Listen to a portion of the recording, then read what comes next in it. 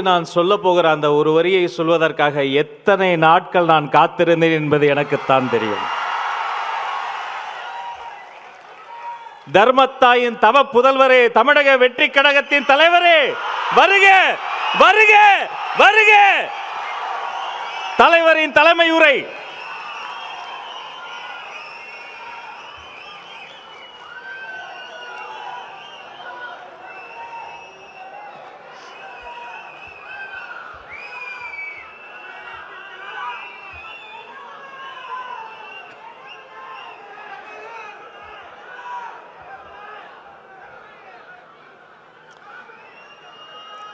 என் நெஞ்சில் குடியிருக்கும்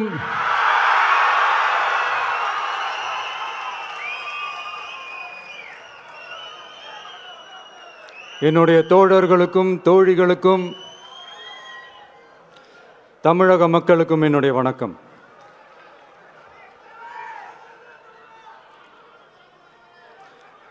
நம்ம குடும்ப உறவுகளை இழந்ததனால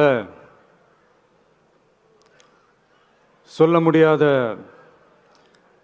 வேதனையிலும் வலியிலும் இவ்வளோ நாளாக இருந்தோம். அப்படிப்பட்ட அந்த சூழல்ல நம்ம சொந்தங்களின் மனம் பற்றி இருக்க வேண்டியது நம்மளுடைய கடமை. அதனால தான் அவங்களோட சேர்ந்து அமைதி காத்து வந்தோம். ஆனால் இப்படி அமைதி காத்து வந்த நேரத்தில் நம்மளை பற்றி வன்ம அரசியல் வலைகள், அர்த்தமற்ற அவதூறுகள்னு இந்த மாதிரி நிறையா விஷயங்கள் நம்மளை பற்றி பின்னப்பட்டன, பரப்பப்பட்டன. இது எல்லாமே சட்டம் மற்றும் சத்தியத்தின் துணை கொண்டு துடைத்து எறிய தான் போகிறோம்.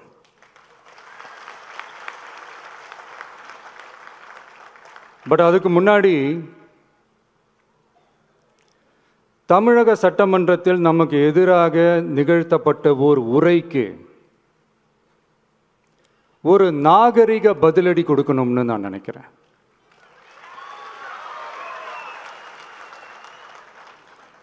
அரசியல் செய்ய விருப்பமில்லை, அரசியல் செய்ய விருப்பமில்லைன்னு அடிக்கடி சொல்ற முதல்வர் நம்மளை குறிப்பிட்டு பல்வேறு அவதூறுகளை பதிவு செய்வதன் வாயிலாக பெருந்தன்மையை பேரளவில் மட்டுமே பேசும் முதல்வர் 15/10/2025 அன்னைக்கு தமிழக சட்டமன்றத்தில் நமக்கு எதிராக பேசிய பேச்சில் எவ்வளவு வன்மத்தை கக்கியுள்ளார் என்பதையும், எப்படிப்பட்ட ஒரு அரசியல் செய்ய முயல்கிறார் என்பதையும் தமிழக மக்கள் உணராமலா இருப்பாங்க.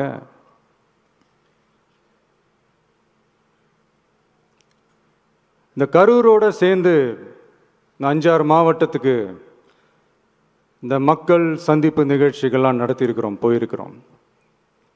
அங்கெல்லாம் இந்த லாஸ்ட் மினிட் வரைக்கும் எங்களுக்கு அந்த இடம் கொடுப்பாங்களா மாட்டாங்களா, பெர்மிஷன் தருவாங்களா மாட்டாங்களா, இப்படியே இழுத்து அடிச்சுக்கிட்டு இருப்பாங்க. தான் நாகப்பட்டினத்தில் சொன்னது மாதிரி தான். நாங்கள் ஒரு இடம் செலக்ட் பண்ணி கேட்போம், மக்கள் நல்லா ஸ்பேஷியஸாக நின்று பார்க்குற மாதிரி. பட் அவங்க அதையெல்லாம் ரிஜெக்ட் பண்ணிவிட்டு மக்கள் நெருக்கடியோடு நின்று பார்க்குற மாதிரி ஒரு இடத்த செலக்ட் பண்ணி எங்களுக்கு கொடுப்பாங்க. இது டிஃபால்ட்டாக எல்லா இடத்துலையும் இந்த ஒரு ஆர்கியூமெண்ட் நடந்துகிட்ருக்கோன்னு வைங்க. அது மட்டும் இல்லை, இந்தியாவிலேயே எந்த ஒரு அரசியல் கட்சி தலைவருக்கும் கொடுக்கப்படாத கண்டிஷன்ஸ். பஸ்ஸுக்குள்ளேயே இருந்து பார்க்கணும், மேலே கை காட்டக்கூடாது, இப்படிலாம் ஒரு அதீத கட்டுப்பாடுகளை கொடுத்த உடனே எங்கள் சைட்லேருந்து ஒரு அறிக்கையும் வெளியிட்டோம். அது மட்டும் இல்லை, தமிழக வெற்றி கழகம் சார்பாக அனைத்து கட்சிகளுக்கும் சமமாக ஒரு முறையான ஒரு பொது வழிகாட்டு முறைகள், SOPஸ்ன்னு சொல்லுவாங்க, அதையும் வழங்கணும்னு சொல்லி உயர்நீதிமன்றத்தையும் நாடி இருக்கணும். இதுவும் தமிழக மக்கள் உணராமலா இருப்பாங்க. இப்படி ஒரு அரசியல் காழ்ப்புடன், நேர்மை திறனற்று நம்மளை பற்றி குற்றம் சாட்டியுள்ள குறுகிய மனம் கொண்ட முதல்வர் அவர்களுக்கு ஒரு சில கேள்விகள். உச்சநீதிமன்றத்தில், அதாவது 13/10/2025 அன்னைக்கு உச்சநீதிமன்றத்தில் நடந்த அந்த விவாதங்களை வைத்தும் அந்தந்த உத்தரவுகளை வைத்தும் இந்த கேள்விகள். இப்படி பொய் மூட்டைகளாக நம்மளை பற்றி இந்த அவதூறுகளை அவிழ்த்து விட்ட முதல்வர் அவர்களுக்கும் திமுக அரசுக்கும் சார்பாக கோடிகளை கொட்டி அமர்த்தப்பட்ட அறிவார்ந்த வழக்கறிஞர்கள் அவங்க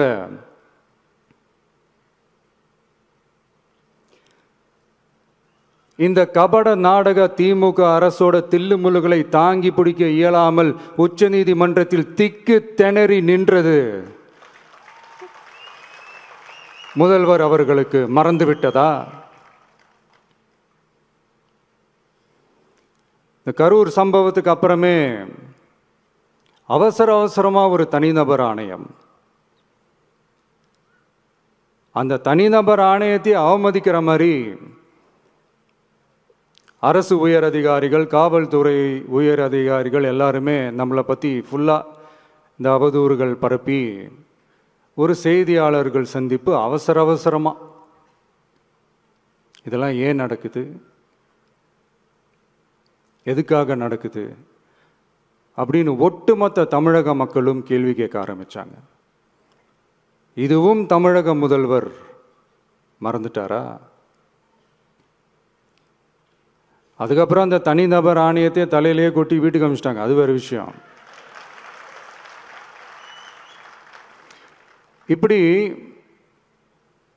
இப்படிலாம் கேள்வி கேட்ட உடனே ஏதாவது பதில் சொல்லி ஆகணும்ல. அதனால சட்டமன்றத்தில் பேசும்போது உண்மை நிலையை தெளிவுபடுத்தத்தான்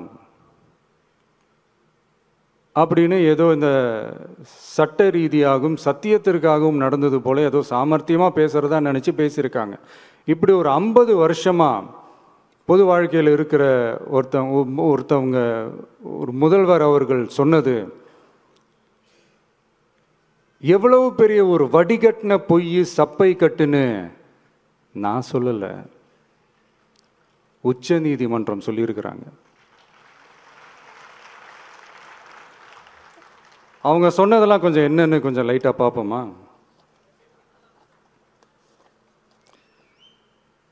The comments which have been made before the media by the top officers of the police department may create doubt in the minds of the citizenry on impartiality and fair investigation. The faith and trust of the general public on the process of investigation must be restored in the criminal justice system. அதாவது அரசு காவல் உயர் அதிகாரிகள் ஊடகங்களிடம் பேசியது என்பது பொதுமக்களிடையே நியாயமான விசாரணை நடக்குமா என்ற சந்தேகத்தை ஏற்படுத்தக்கூடும் என்றும், நியாயமான விசாரணை மூலமே அந்த சந்தேகத்தை மீட்டெடுத்தே ஆக வேண்டும் என்றும் உச்சநீதிமன்றம் தமிழக அரசின் தலையில் ஓங்கி நறுக்கு நறுக்கு நறுக்கு என்று கொட்டியதை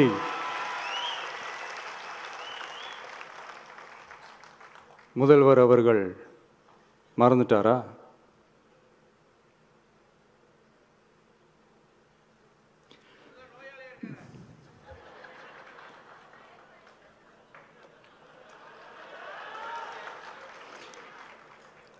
மாண்பமை சென்னை உயர்நீதிமன்றத்தின் மாண்புமிகு நீதியரசர் SIT அமைத்து உத்தரவிட்டார் அல்லவா?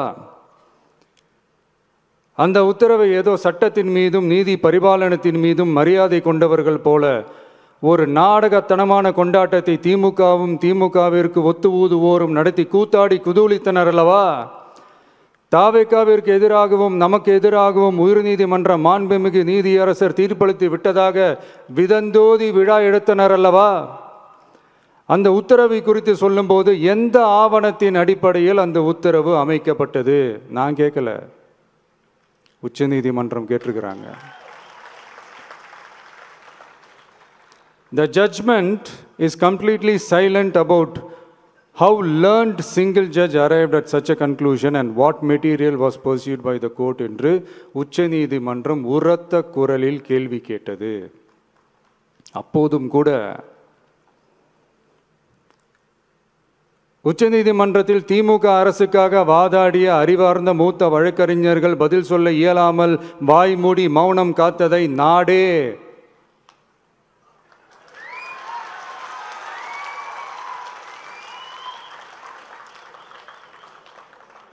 பார்த்ததல்லவா? இதையும் முதல்வர் அவர்கள் மறந்துட்டாரா?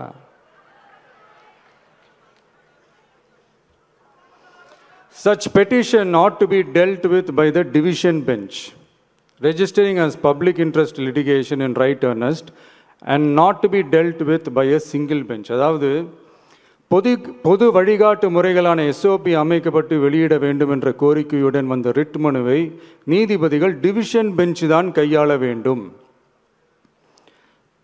தனி நீதிபதி பெஞ்ச் கையாளக்கூடாது என்றும் உச்சநீதிமன்றம் சொன்னதல்லவா? அது மட்டுமா, கோரிக்கையே இல்லாமல் எஸ்ஐடி அமைக்கப்பட்டது எந்த வகையில் சரி என்றும் கேள்வி எழுப்பியது உச்சநீதிமன்றம்.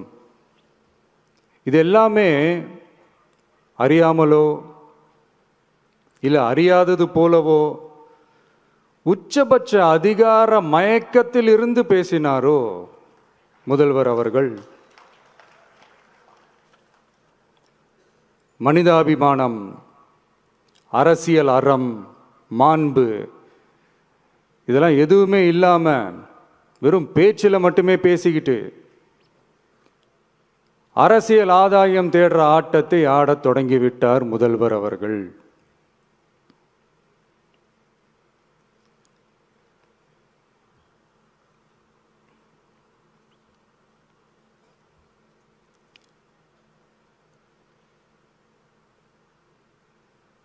இதெல்லாம் என்ன அவங்களுக்கு புதுசாக? என்ன 1969க்கு அப்புறமே எப்போ கட்சி அவங்க கைக்கு வந்ததோ, இன்னும் குறிப்பாக சொல்லணும்னா 1972க்கு அப்புறம் கேள்வி கேட்க ஆளே இல்லாமல் போச்சு இல்லை? அதுக்கப்புறமே இந்த திமுக தலைமை இப்படி தானே இருக்குது. இப்போ நாங்கள் கேட்டோமே இந்த சில கேள்விகள்லாம், இதெல்லாம் நான் கேட்கல, சுப்ரீம் கோர்ட் கேட்டிருக்கு. இதனால் என்ன புரிய வருது? இந்த கவர்மெண்ட் நடத்துகிற அந்த விசாரணை மேலே சந்தேகம் ஏற்படுதுன்னா அதுக்கு என்ன அர்த்தம்? உங்கள் மேலே நம்பிக்கை இல்லைன்னு அர்த்தம்.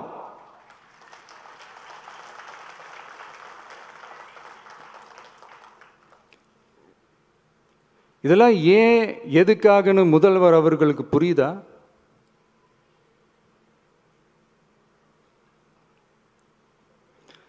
சுப்ரீம் கோர்ட் சொன்னதோட மட்டும் இல்லை, நிஜத்திலும் இன்னைக்கு மக்களுக்கு இந்த கவர்மெண்ட் மேலே இருக்கிற நம்பிக்கை மொத்தமாக மண்ணுக்குள் புதைந்து விட்டது.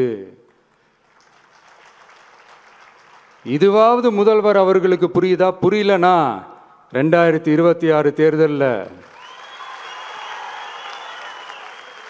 இந்த திமுக தலைமைக்கு மக்கள் இன்னும் ஆழமா அழுத்தமா புரிய வைப்பாங்க.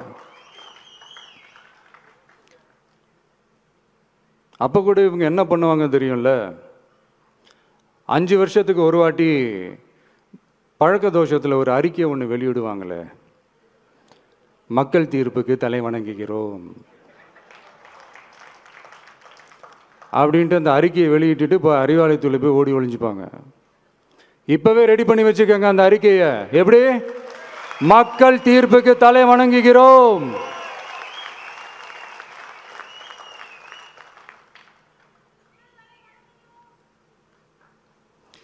நான் போன பொதுக்குழுவில் சொன்னதை தான் இங்கே நான் திரும்பவும் சொல்கிறேன். இயற்கையும் இறைவனும் நம் தமிழக சொந்தங்களின் வடிவில் மாபெரும் மக்கள் சக்தியை நம்ம கூடவே நிற்கும் போது எம் மக்களுக்கான அரசியலை தடுப்பவர் எவர்? அதனால தோழர்களே, நமக்கு வந்திருக்கிற இந்த இடையூறு வெறும் டெம்பரவரி மட்டும்தான். எல்லாத்தையும் தகர்த்தெறிவோம், மக்களோட கை கோர்த்து நிற்போம், மக்களோட களத்தில் போய் நிற்போம். நம்ம பயணத்தில் தடம் மாறவே மாட்டோம். இப்பவும் சொல்றேன், 2026 2 பேருக்கு நடுவில் தான் போட்டியே. ஒன்று, இன்னொன்று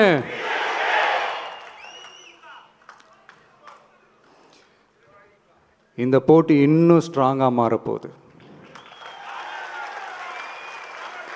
100% வெற்றி நமக்கு. வாகை சூடுவோம், வரலாறு படைப்போம், கான்பிடென்டா இருங்க, நல்லதே நடக்கும், வெற்றி நிச்சயம். மீண்டும் சந்திக்கும் வரை நன்றி, வணக்கம்.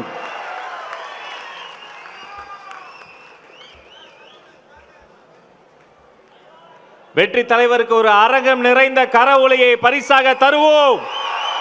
2026 வெல்வோம்.